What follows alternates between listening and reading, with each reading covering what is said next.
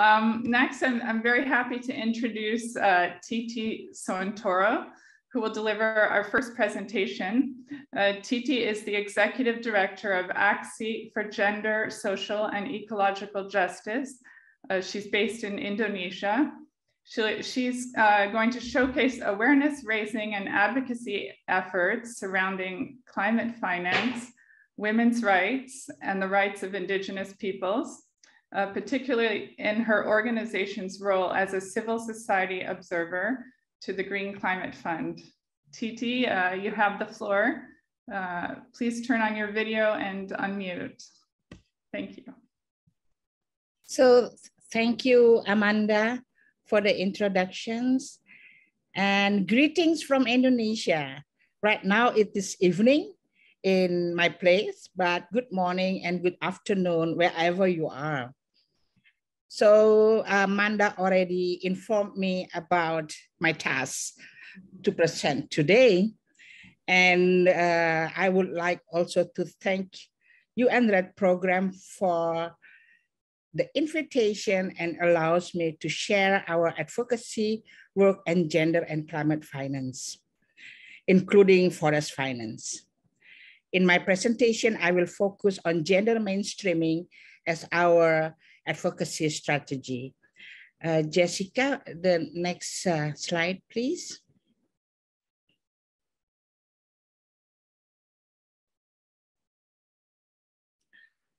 So our strategy is grounded in the agreed conclusion of Ecological in 1997 that defined gender mainstreaming, as you can read on the slide.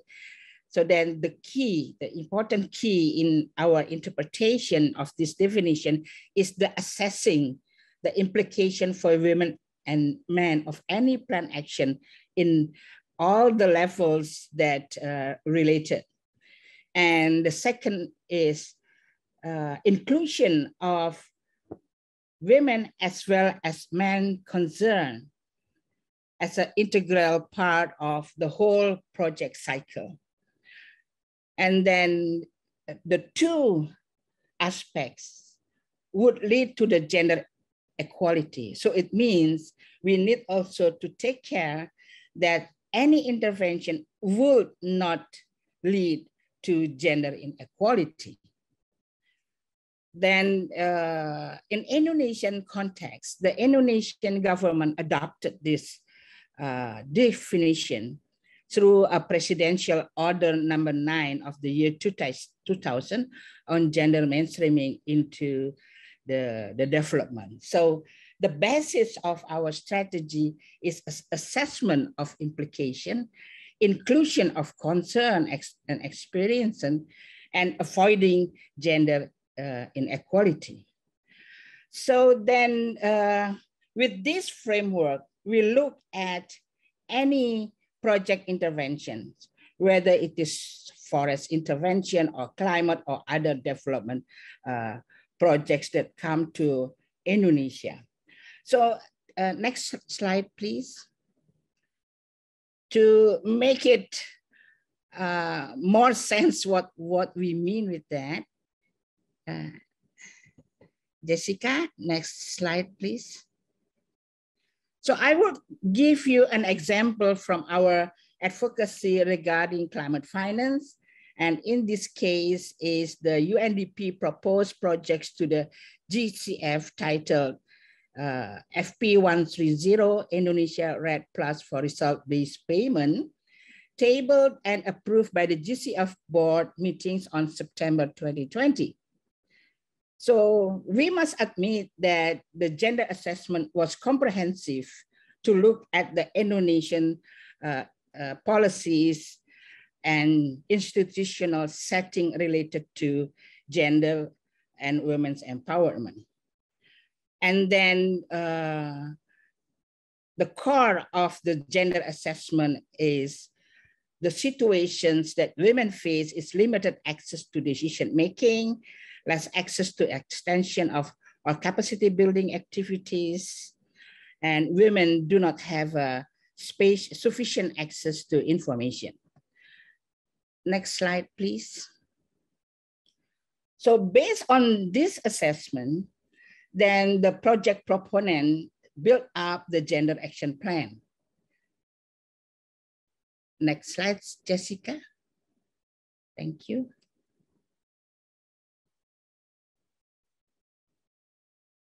Apologies, there is a bit of a delay with the slides.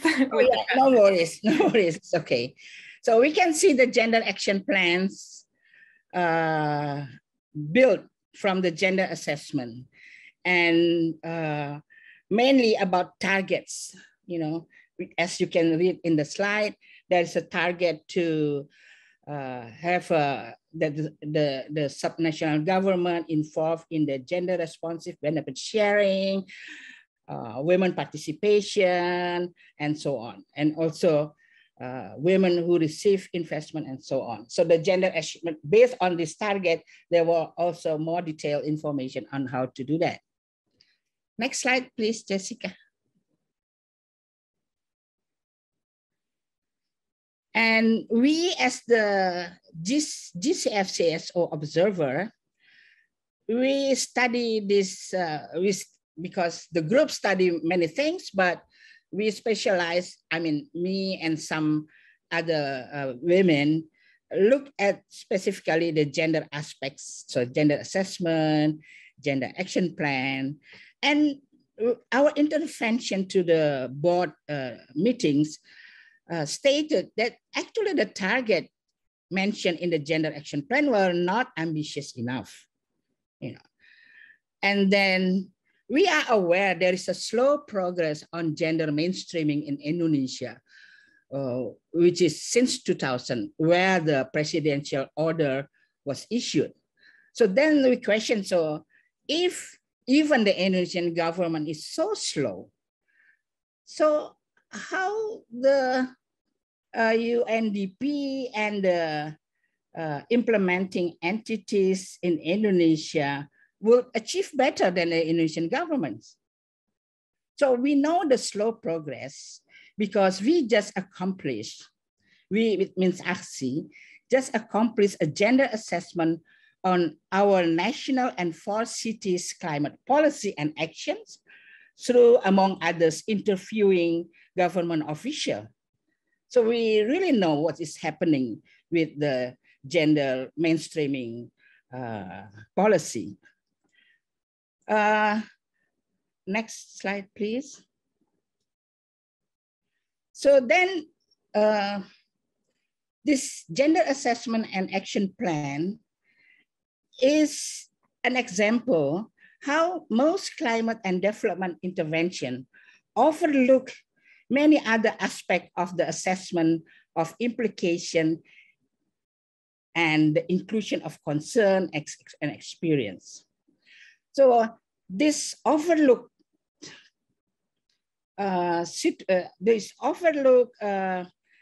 situations, it would create another burden to women who are already facing difficult situations under the intertwined powers of patriarchy, neoliberal development model, militarism, and fundamentalism that we are facing in Indonesia, for example, and I think in many other developing countries as well, too.